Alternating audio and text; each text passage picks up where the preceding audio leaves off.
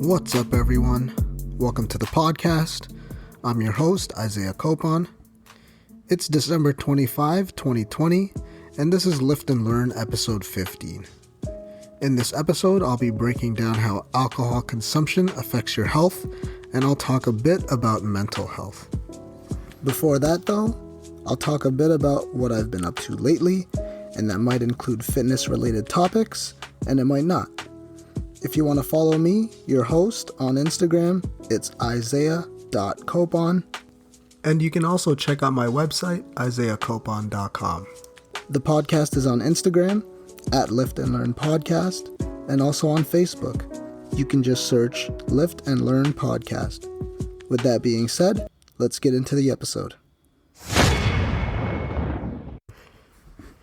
So first things first, Merry Christmas to everyone out there. If you're away from your family for the holidays, then I feel you. I'm spending my Christmas and New Year's away from them, but that's okay.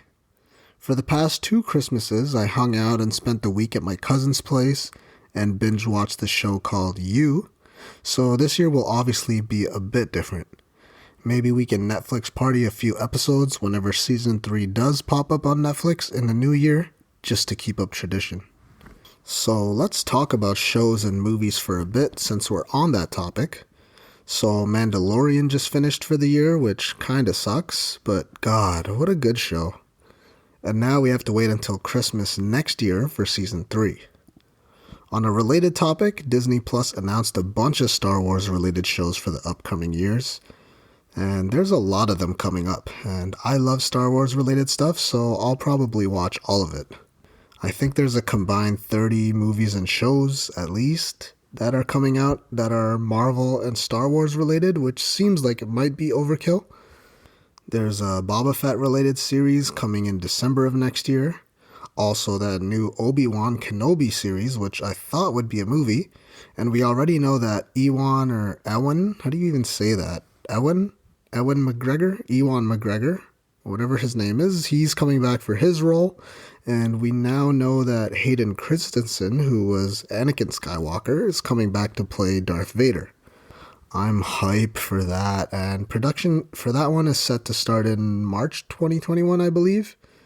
Other Star Wars related things that Disney announced as an early Christmas present to us all are Rangers of the New Republic and Ahsoka, which are Mandalorian spin-offs.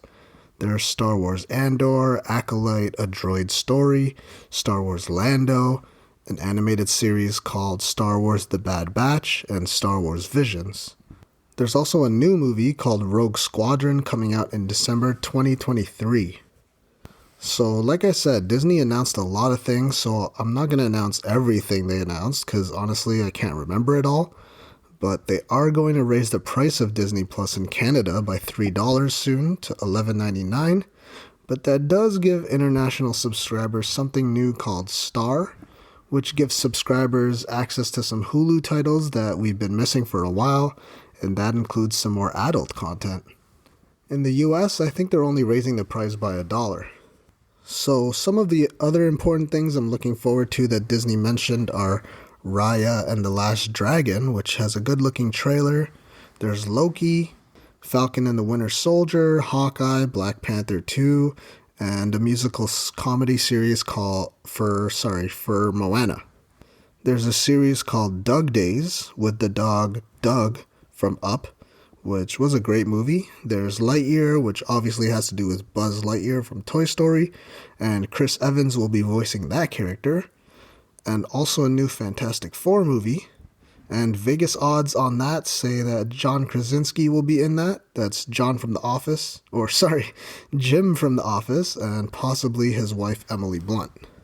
Another movie on the way is actually a 5th Indiana Jones movie, again starring Harrison Ford.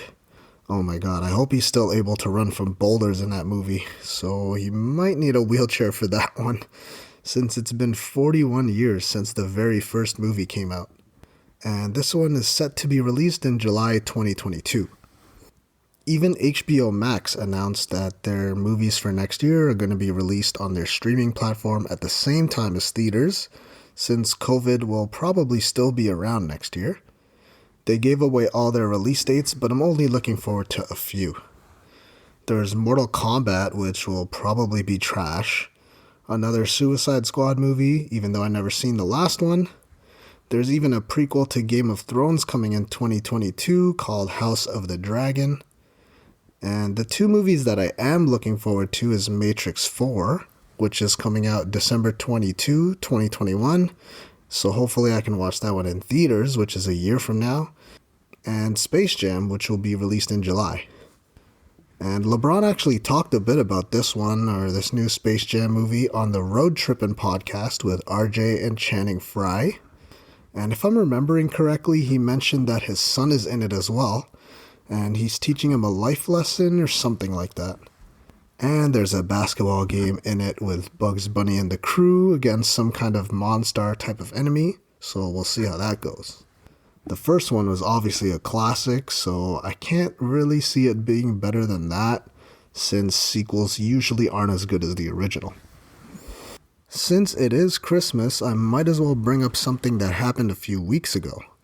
It looks like Santa Claus showed up to a Belgian care home and actually ended up infecting 75 people with COVID-19, which ended up with at least one person passing away from the sickness.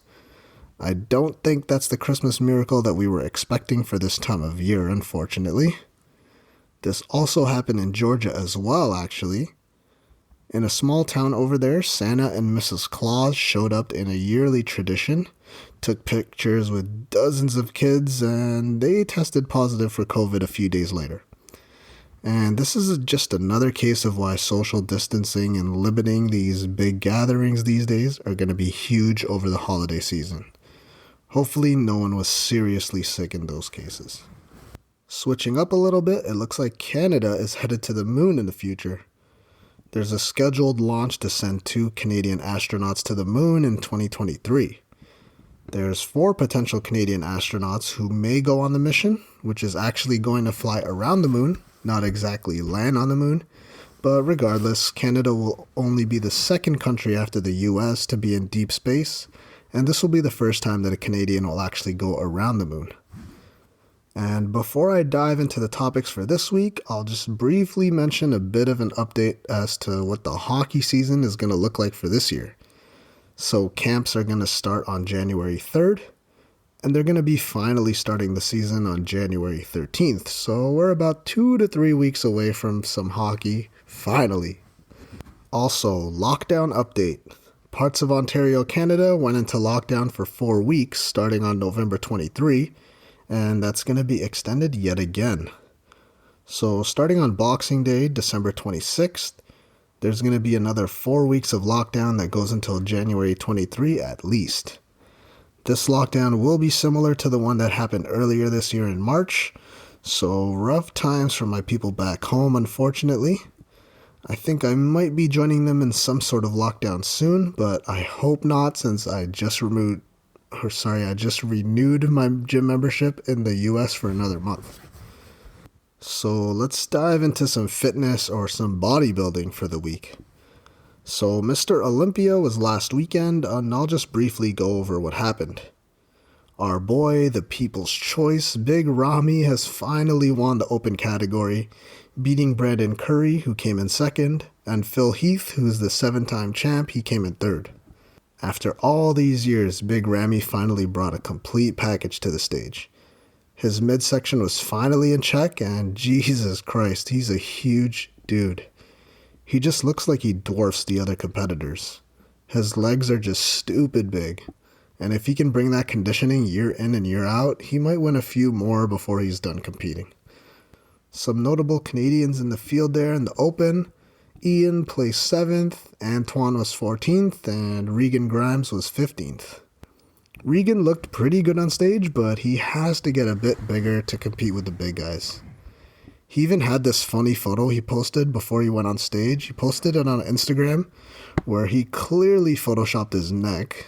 I don't know why, but it looked like pencil thin, which just looked so weird. He posted that on his own Instagram while his coach had the unaltered photo up. So in the 212 category, Sean Clarita won that, and good old Canadian Chris Bumstead wins Classic Physique for the second year in a row. God, I saw some shots from side by side from last year of his back double biceps, and that pose specifically, oh my God, it was such a crazy transformation.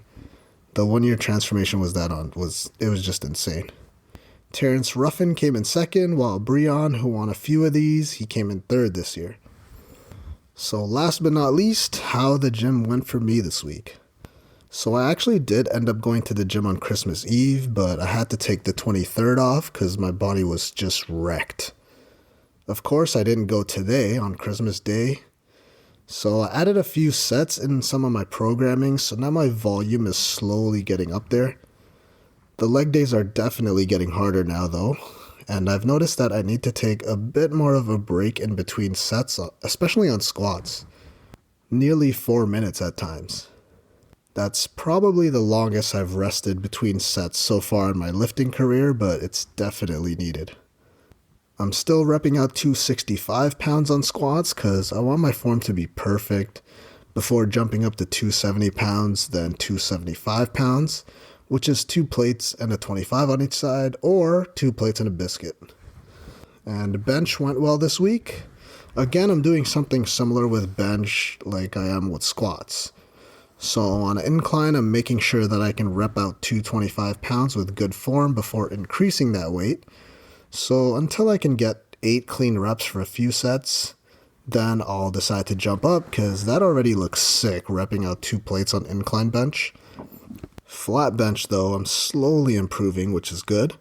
I'm nearing all-time PRs in all of my lifts, so by the end of 2021, I should be surpassing what I've been doing before, as long as the gyms can stay open. Deadlifts are still going up slowly, but this week I backed off of them a bit when it came to volume because, like I said, this whole week I've just been so sore, especially in my lower body with the added sets and volume that I've been doing lately. Topic 1. How alcohol affects your health. It's pretty obvious that over-consuming alcohol is going to affect your health in a negative way. For me, this isn't much of a problem because I barely drink. Even at parties, I try to make myself the designated driver whenever possible, just to stop others from peer pressuring me into drinking, which is nice. I don't mind it at all. Of course, you should avoid alcohol if you're pregnant or planning to drive, or if you're under 21 since it's illegal, or 19 if you're Canadian. But what I'll be going over is how alcohol specifically affects your health. Now, with the holiday season and with most of us being stuck inside, sometimes it feels like alcohol is the only escape. And that's probably why in the morning before LCBO opens, and that's the spot to get alcohol in Canada, before they open, there's usually already a lineup outside. People are stuck indoors and just resorting to it, unfortunately. Now, when we're talking about alcohol, of course the effects will vary from person to person, especially depending on how much you weigh. Of course, someone that weighs 100 pounds will likely feel the intoxicating effects quicker than a 300-pound individual. Having low amounts of alcohol could have some health benefits, but having anything more than a little will be detrimental to your health.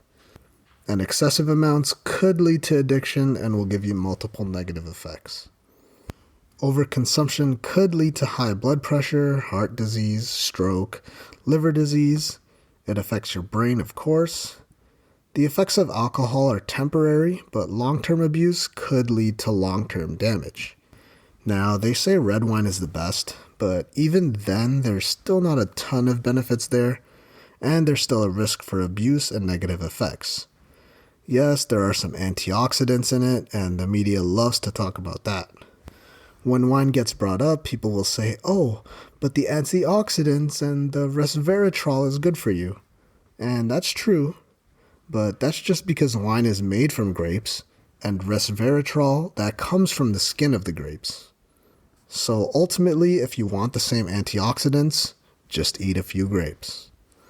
So one of the biggest negatives when it comes to consuming alcohol is the fact that it weakens your immune system, which means you could get sick more often.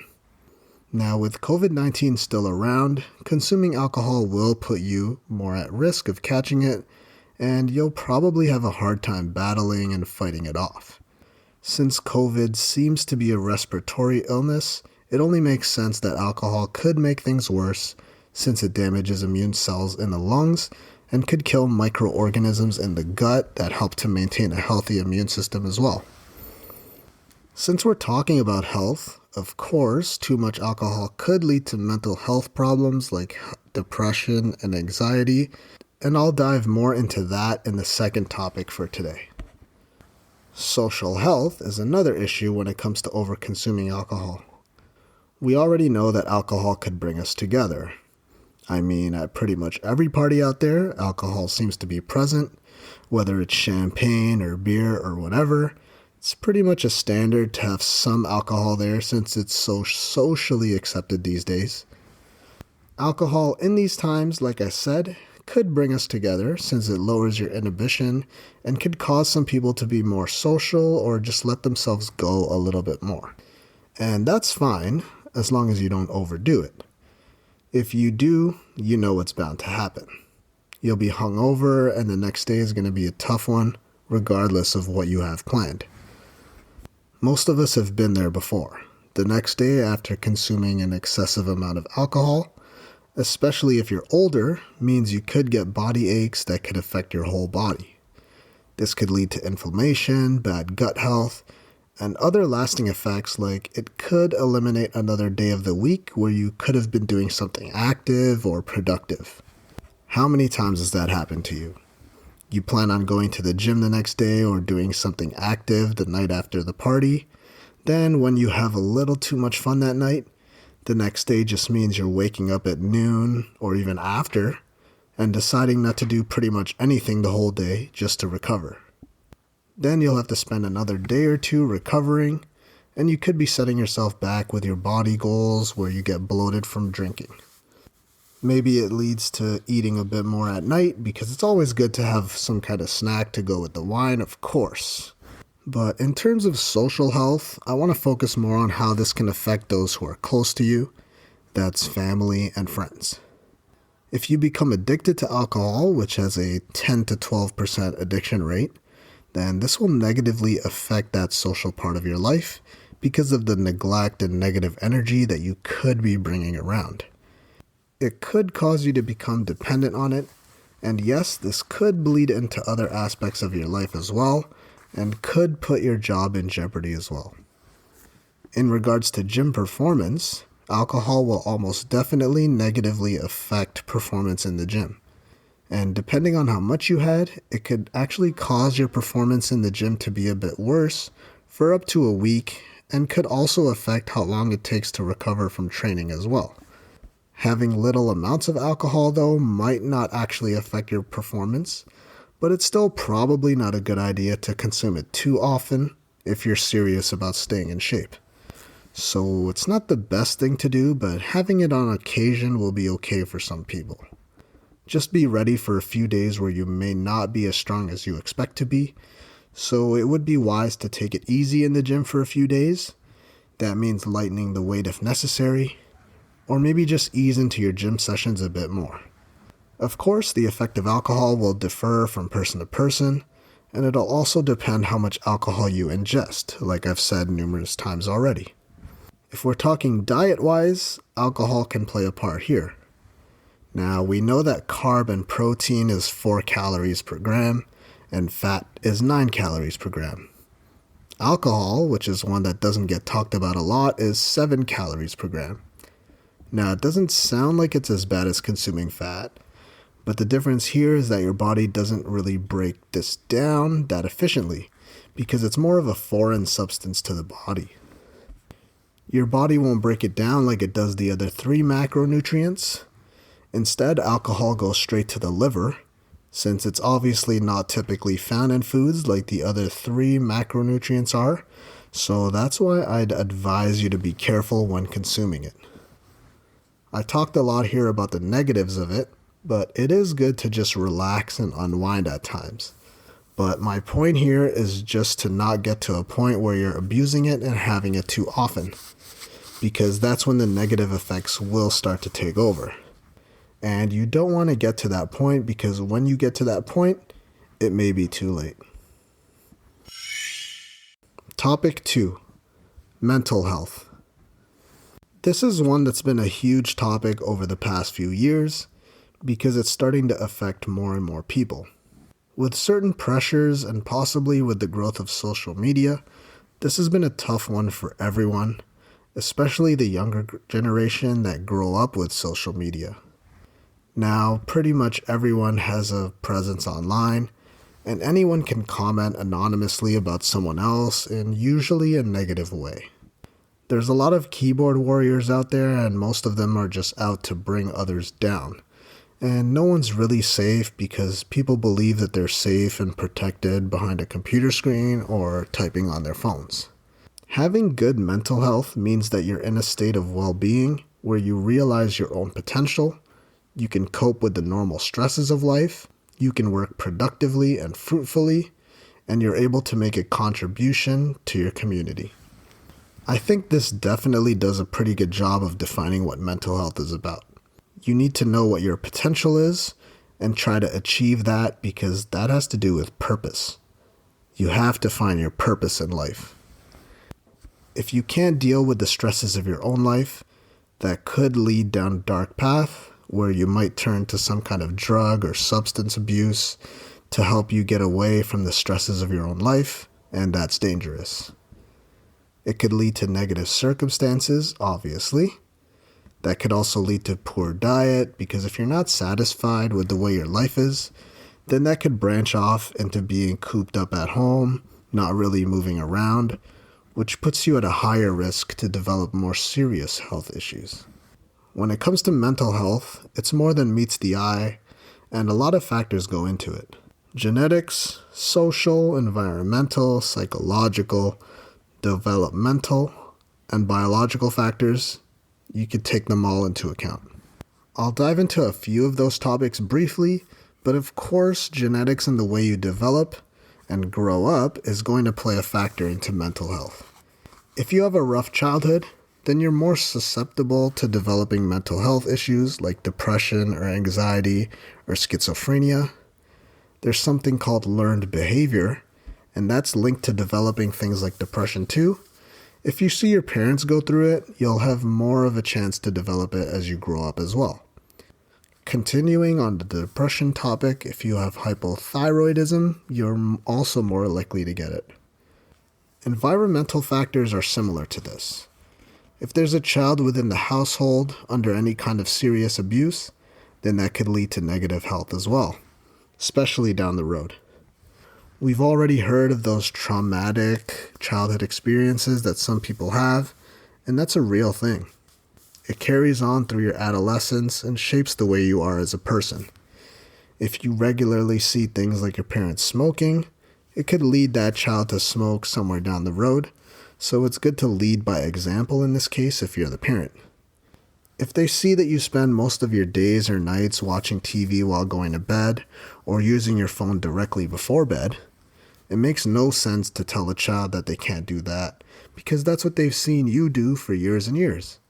If you grow up in a household that's inactive or snacking while playing games or watching TV, then it could influence your kid to do the same when they grow up, which could lead to some kind of abuse.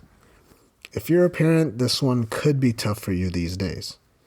Maybe you're worried about your child getting COVID-19 because the schools may still be open, and you never really know if everyone is following the rules when it comes to what's going on, especially if they're younger kids.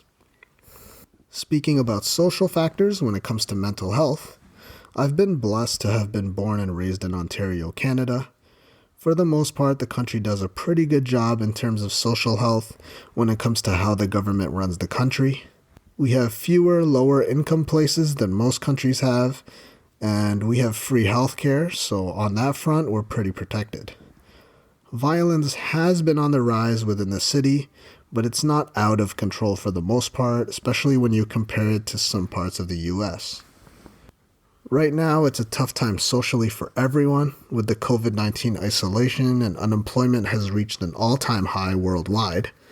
But Canada has provided all of their unemployed citizens with some money bi-weekly. They've been doing that since March to help us all financially. With the pandemic still going on, it's been tough and has affected pretty much everyone worldwide. We've been told to stay indoors for the most part because things are closed, and we want to minimize the spread of the virus. That being said, health is more at risk now than it has been for a long time because of the changes that the pandemic has brought to our daily lives. A few factors that likely have been altered in some way, shape, or form are diet, physical activity, sleep, and alcohol or substance abuse. I think I read the other day that 3 times more people have depression-like symptoms this year in 2020 when compared to other years, and that's likely because of COVID. I also heard that in Japan, they actually had more people commit suicide in October than COVID-related deaths, which is just really sad and shows the extent of how mental health affects us all. These few main factors are critical to our overall well-being when it comes to factors affecting our social and mental health. For me personally, a few of those factors have been altered, and mostly not for the better. So we're about 9 months in this pandemic now, and for the most part, I've been better lately since we've been getting used to living in this pandemic for a while now. But it was rough for the first few weeks or months, but I've since got most things under control. Let's talk about diet first, because this is something I continue to struggle with. You've heard me preach about getting an adequate amount of protein daily, and that's definitely been harder for me and my clients during all of this because you want to limit the amount of times you expose yourself or go outside to grocery stores because of the fear that's associated with it. For me, it's altered my life slightly. I try to go in the mornings where there might not be a lot of people, and generally I can still get most of the foods I desire, even though it might be more expensive these days to get certain products. Since we're home all the time now, when the lockdown first started, I would be getting the same snacks that I would normally get, but that's going to affect me more these days because of the next point, which is physical activity. Now, I've been eating generally 2 larger meals per day, as opposed to what I usually eat, which is 3, and that's what I've found that's worked for me. My protein is slightly lower than it was over the past few months, but I'm still trying to get about 120 grams to 150 grams for my current body weight of 170, which is decent. But like I said, I've gotten my diet under control lately, so I've found what's working for me, and I've been able to gain control of my weight, which has dropped around 10 pounds or so, which I planned on since I wasn't really liking how I was looking in the 180s, which I was gaining some weight at the beginning of the pandemic. And diet actually kind of ties in with physical activity. Since I'm mainly working at home these days, I'm not nearly getting the same amount of movement I was getting before, because now I'm not in the gym for multiple hours a day. Gyms are closed back home, so that led me to doing home workouts, which can still be beneficial if you're doing the proper things at home. But I don't have access to heavy weights at home, so I've had to make my workouts challenging in other ways, and I was focused on a lot of mobility work when I didn't have access to the gym, which led to more gains in the future. For me, what I've been doing and what I've been telling my clients to do is go for walks whenever you can. In Canada, it's winter now, so that's tough to do outside, so just going around the house or using the stairs will be beneficial. When it was summertime, though, I was able to go on 1 to 3 walks daily after starting out just doing one 20-minute walk, and that helped me get out of the house and break out of whatever funk I was in due to being stuck in the house all day. So if you're struggling right now, seriously just start small and try to make progress from there. Before the pandemic, I usually was sleeping at around 10 p.m. and waking up about 8 hours later, so I wake up at about 6 a.m. on most days, unless I had my really early morning clients. But when this pandemic first started, I enjoyed myself a little too much. I'd be staying up late, sleeping in, taking multiple naps throughout the day. Trust me, it happens to all of us. Now though, I've gotten it under control, usually sleeping before 10 p.m. and not oversleeping, which is also a factor that could negatively affect your health, along with not sleeping enough. Now, when it comes to alcohol and or substance abuse, this one really isn't a factor for me because I haven't really been dabbling in any substances while this is going on, since I've just been keeping my mind on work for the most part, playing video games occasionally. I don't really drink alcohol either and haven't had any during this whole pandemic. But if you are struggling with it, then the best solution would just slowly wean yourself off of it. It's going to be harder to stick to if you decide to just cut it cold turkey, so just take slow steps. So how can we combat all of these mental health issues? Exercise. Just engaging in any forms of exercise, whatever you want to, has been shown to be beneficial when it comes to battling mental health problems. Even just walking 10 minutes would be great to do, especially if you can do that outside. Any form of exercise will be beneficial in this department. Exercise, and especially resistance training, is going to be a great way to fight off depression and anxiety. Ultimately, this is going to be different for everyone, so just find something that you enjoy doing. That alone could be a stress reliever. I know for me, I don't really enjoy running, but I do enjoy going for walks and listening to music or podcasts just to get away and not be glued to my phone 24/7. With the pandemic going on, even though the vaccine is currently available for some people, this is going to be even more important. If you're just cooped up in your room all day, every day, this is bound to catch up to you. Even though you may enjoy it for a few days or weeks, eventually you're going to want to do something else, or else you'll go crazy, and that might not even be just metaphorically. So stay safe out there going forward, and do things you enjoy if you're in a funk mentally, and just know that you're not alone. If you have a more serious case, please reach out to others or call for help. And that concludes episode 15 of the podcast. Thank you so much for listening. If you really enjoyed the episode or my podcast as a whole, then please leave a review and comment on iTunes or whatever your choice of podcast platform is. Also, if you haven't already, you should hit that subscribe button because I'll be releasing episodes every Friday. If you want to follow me, your host, I'm Isaiah.Copon on Instagram. And you can also check out my website, isaiahcopon.com.